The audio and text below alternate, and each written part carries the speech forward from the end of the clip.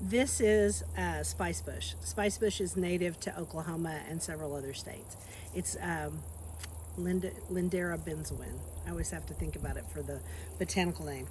It is the first shrub to bloom in my garden, and it blooms a lovely kind of lime green flower that is tiny.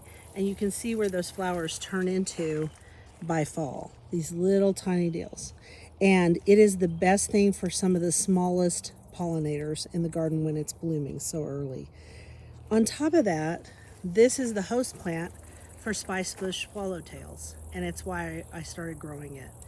I also started growing it, and I have two more on the other side of the house because I'm trying to get the drupes, which if I get the drupes, hopefully these will get big.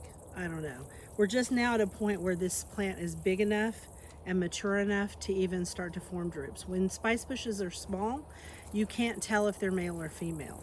So you have to just plant more than one and hope for the best. This will turn bright lemon yellow in the next few days, and it'll drop its leaves really quickly.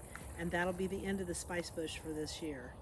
But it blooms in like March. So it's not that long till March. I know winter seems like a long time to all of us who garden, but March isn't that far away.